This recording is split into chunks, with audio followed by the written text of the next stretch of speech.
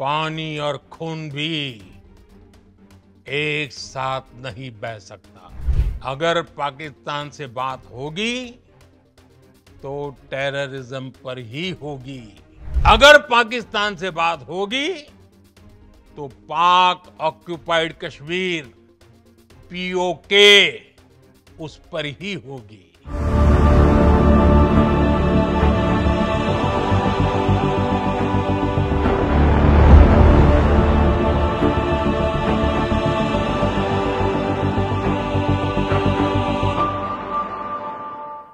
લોહી અને પાણી એક સાથે ન વહી શકે, આ શબ્દો છે ભારતના વડાપ્રધાન નરેન્દ્ર મોદીના।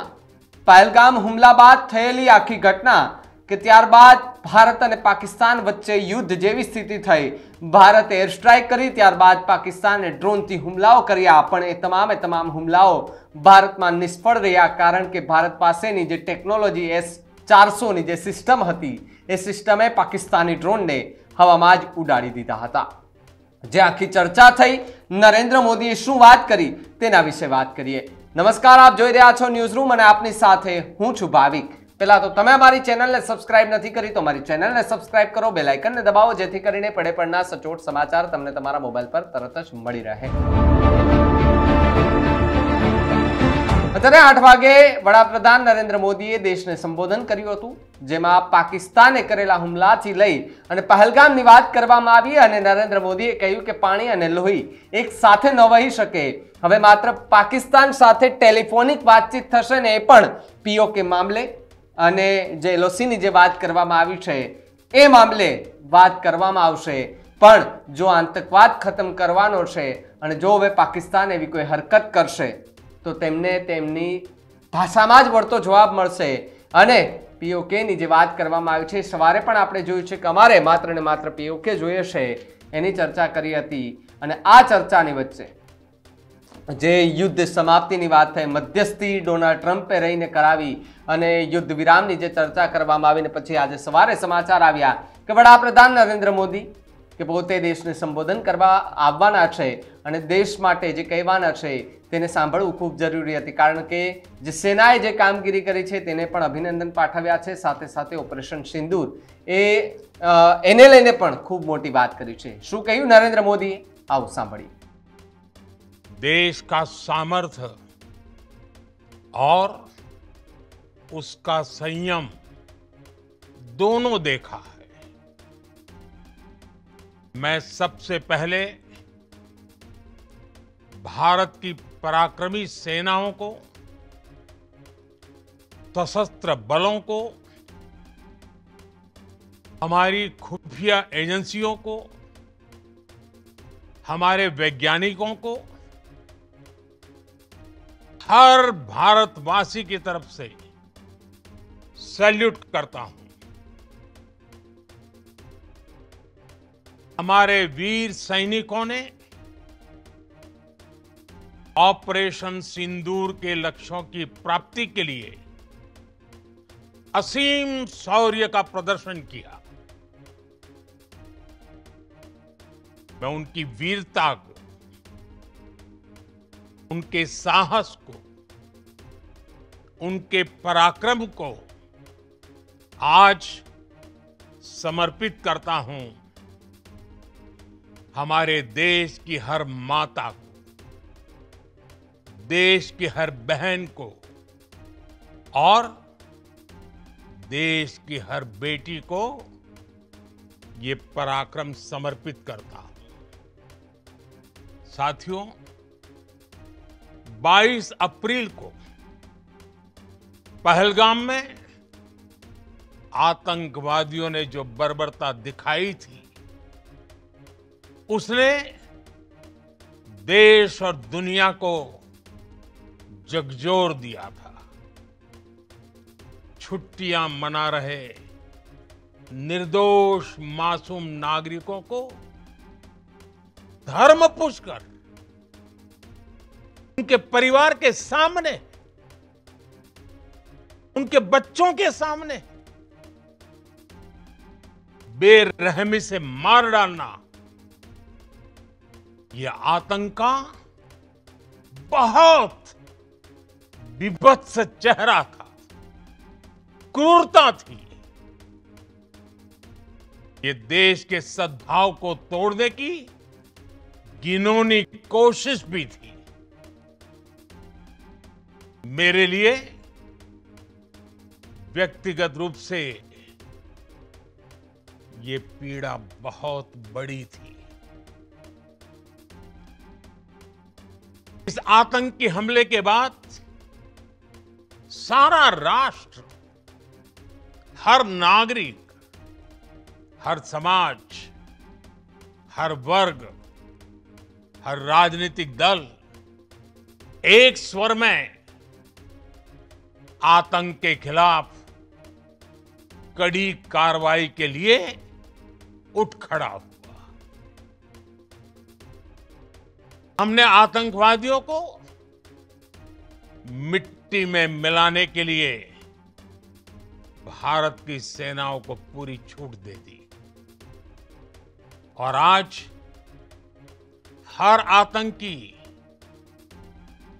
आतंक का हर संगठन जान चुका है कि हमारी बहनों बेटियों के माथे से सिंदूर हटाने का अंजाम क्या होता है। साथियों, ऑपरेशन सिंदूर ये सिर्फ नाम नहीं है, ये देश के कोटि कोटि लोगों की भावनाओं का प्रतिबिंब है। ऑपरेशन सिंदूर न्याय की अखंड प्रतिज्ञा है।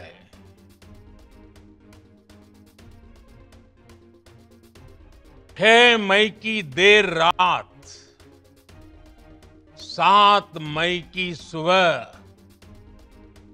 पूरी दुनिया ने इस प्रतिज्ञा को परिणाम में बदलते देखा है। भारत की सेनाओं ने पाकिस्तान में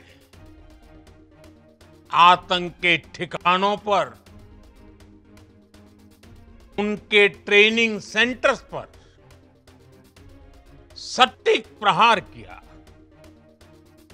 आतंकियों ने सपने में भी नहीं सोचा था कि भारत इतना बड़ा फैसला ले सकता है। लेकिन जब देश एकजुट होता है,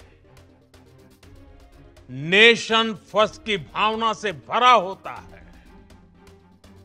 राष्ट्र सर्वोपरि होता है, तो फौलादी फैसले लिए जाते हैं, परिणाम लाकर दिखाए जाते हैं। जब पाकिस्तान में आतंक के अड्डों पर भारत की मिसाइलों ने हमला बोला, भारत के ड्रोन्स ने हमला बोला, आतंकी संगठनों की इमारतें नहीं बल्कि उनका हौसला भी थर्रा गया। बहावलपुर और मुरिद के जैसे आतंकी ठिकाने एक प्रकार से ग्लोबल टेररिज्म की यूनिवर्सिटीज रही है। दुनिया में कहीं पर भी जो बड़े आतंकी हमले हुए हैं, चाहे 9/11 हो, चाहे लंदन ट्यूब बॉम्बिंग हो, या भारत में दशकों से जो बड़े बड़े आतंकी हमले हुए हैं, उन सब के तार कहीं ना कहीं आतंक के इन्हीं ठिकानों से जुड़ते रहे हैं। आतंकियों ने हमारी बहनों का सिंदूर उजाड़ा था, इसलिए भारत ने आतंक के ये हेडक्वार्टर्स उजाड़ दिए। भारत के इन हमलों में 100 से अधिक खूंखार आतंकवादियों को मौत के घाट उतारा गया है। आतंक के बहुत सारे आका बीते 2.5-3 दशकों से खुलेआम पाकिस्तान में घूम रहे थे,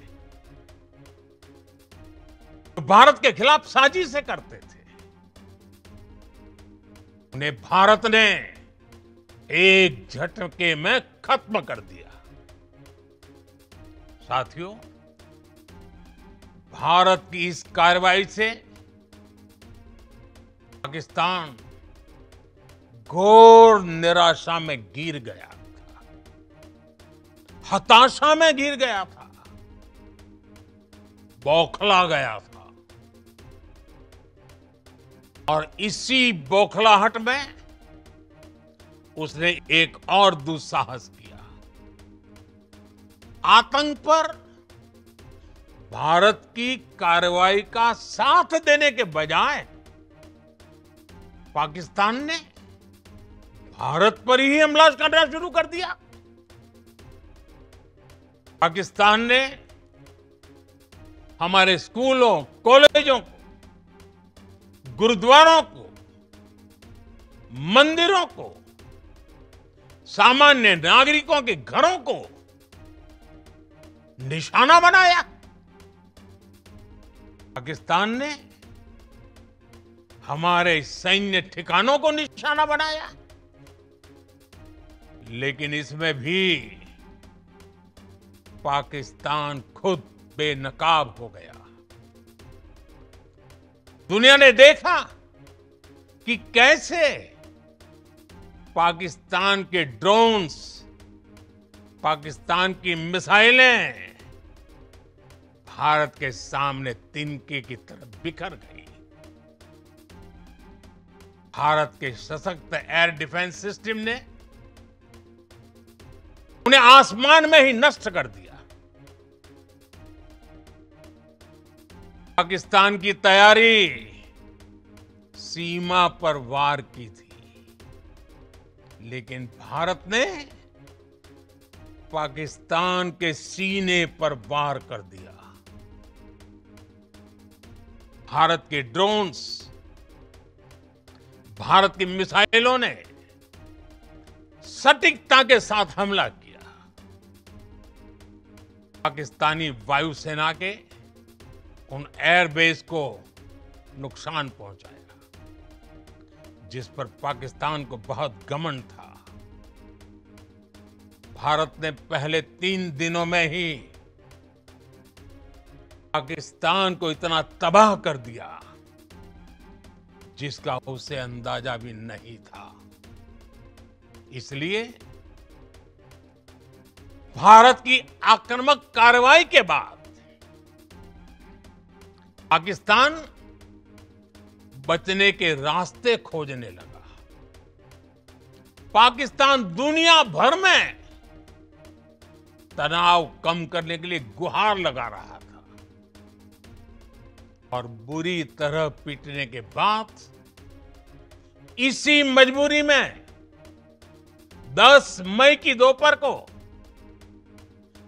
पाकिस्तानी सेना ने हमारे डीजीएमओ को संपर्क किया। अब तक हम आतंकवाद के इंफ्रास्ट्रक्चर को बड़े पैमाने पर तबाह कर चुके थे। आतंकियों को मौत के घाट उतार दिया गया था। पाकिस्तान के सीने में बसाए गए आतंक के अड्डों को हमने खंडहर बना दिया था। इसलिए जब पाकिस्तान की तरफ से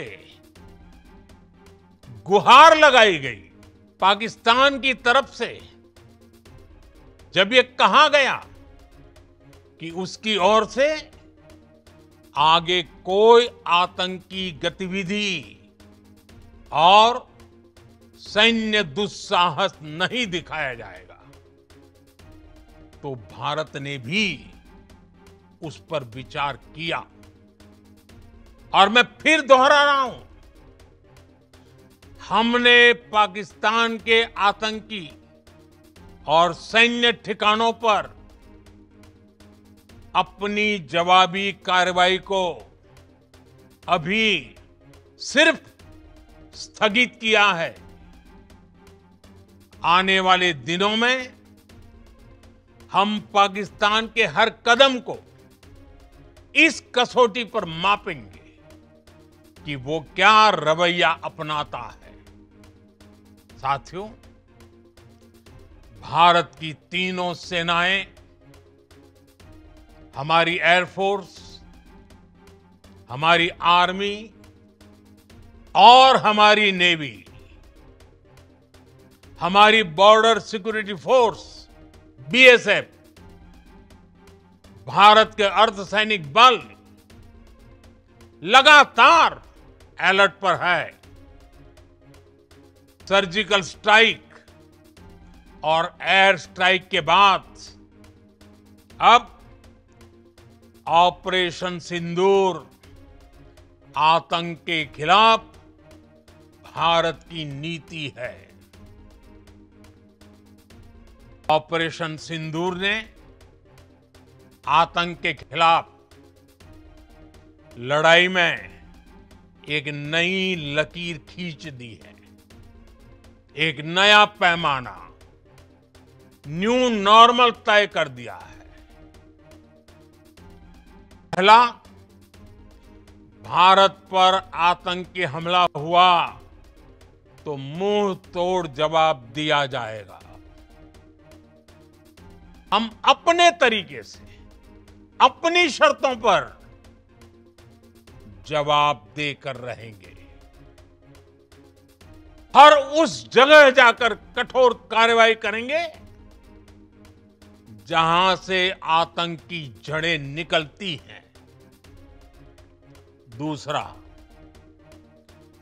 कोई भी न्यूक्लियर ब्लैकमेल भारत नहीं सहेगा। न्यूक्लियर ब्लैकमेल की आड़ में पनप रहे आतंकी ठिकानों पर भारत सटीक और निर्णायक प्रहार करेगा। तीसरा, हम आतंक की सरपरस्त सरकार और आतंक के आकाओं को अलग अलग नहीं देखेंगे। ऑपरेशन सिंदूर के दौरान दुनिया ने पाकिस्तान का वो घिनौना सच फिर देखा है। मारे गए आतंकियों को विदाई देने पाकिस्तानी सेना के बड़े बड़े अफसर उमड़ पड़े। स्टेट स्पॉन्सर्ड टेररिज्म का ये बहुत बड़ा सबूत है।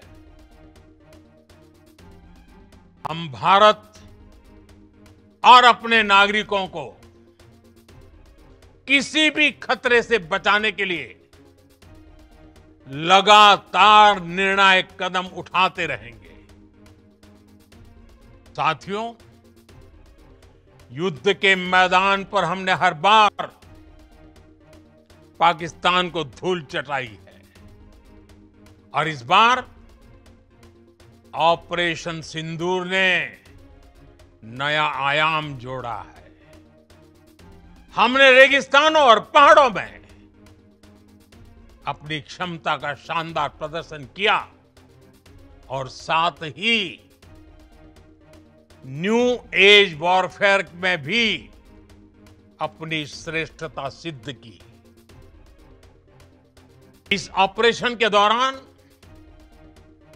हमारे मेड इन इंडिया हथियारों की प्रामाणिकता सिद्ध हुई। दुनिया देख रही है 21वीं सदी के वॉरफेयर में made in India defence equipments, इसका समय आ चुका है। साथियों, हर प्रकार के आतंकवाद के खिलाफ हम सभी का एकजुट रहना, हमारी एकता हमारी सबसे बड़ी शक्ति है। निश्चित तौर पर ये युग युद्ध का नहीं है, लेकिन ये युग आतंकवाद का भी नहीं है। टेररिज्म के खिलाफ जीरो टॉलरेंस, ये एक बेहतर दुनिया की गारंटी है। साथियों, पाकिस्तानी फौज,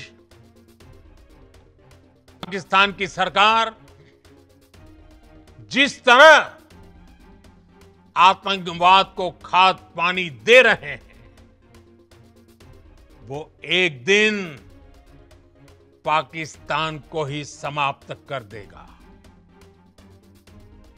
पाकिस्तान को अगर बचना है तो उसे अपने टेरर इंफ्रास्ट्रक्चर का सफाया करना ही होगा। इसके अलावा शांति का कोई रास्ता नहीं है। भारत का मत एकदम स्पष्ट है। टेरर और टॉक एक साथ नहीं हो सकते। टेरर और ट्रेड एक साथ नहीं चल सकते, और पानी और खून भी एक साथ नहीं बह सकता। मैं आज विश्व समुदाय को भी कहूंगा, हमारी घोषित नीति रही है,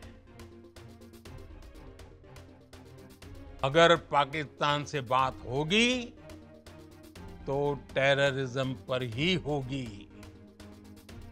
अगर पाकिस्तान से बात होगी तो पाक ऑक्युपाइड कश्मीर, पीओके, उस पर ही होगी। प्रिय देशवासियों, आज बुद्ध पूर्णिमा है। भगवान बुद्ध ने हमें शांति का रास्ता दिखाया है। शांति का मार्ग भी शक्ति से होकर जाता है। मानवता शांति और समृद्धि की तरफ बढ़े, हर भारतीय शांति से जी सके, विकसित भारत के सपने को पूरा कर सके, इसके लिए भारत का शक्तिशाली होना बहुत जरूरी है। और आवश्यकता पड़ने पर इस शक्ति का इस्तेमाल भी जरूरी है। और पिछले कुछ दिनों में भारत ने यही किया है। मैं एक बार फिर भारत की सेना और सशस्त्र बलों को सैल्यूट करता हूं। हम भारतवासी के हौसले, हर भारतवासी का एकजुटता का शपथ, संकल्प, मैं उसे नमन करता हूं। बहुत बहुत धन्यवाद। भारत माता की जय। भारत माता की जय। ભારત માતા કી જય। તો આ 20 મિનિટ ઉપરનું ભાષણ તમે સાંભળ્યું એ ભારતના વડાપ્રધાન નરેન્દ્ર મોદીનું હતું, અને વડાપ્રધાને એ સેનાને પણ અભિનંદન પાઠવ્યા, સાથે સાથે ઓપરેશન સિંદૂર જે બહાર પાડવામાં આવ્યું હતું તેમાં જે સૈનિકોએ, જે જવાનોએ પાકિસ્તાનમાં જઈને જે આતંકવાદના જે અડ્ડાઓ ખતમ કર્યા છે તેને પણ બિરદાવવાનું કામ કર્યું છે। સાથે સાથે પીઓકેની વાત કરી છે, અને પાકિસ્તાન સાથે હવે માત્ર ટેરિફ જે કહેવાય ને કે પાકિસ્તાન સાથે ટેલિફોનિક વાતચીત કરી છે, એ પણ POK ને લઈને. આ નરેન્દ્ર મોદીના ભાષણને લઈને તમારું શું માનવું છે કમેન્ટ કરીને ખાસ જણાવજો. જોતા રહેજો ન્યૂઝ રૂમ. નમસ્કાર.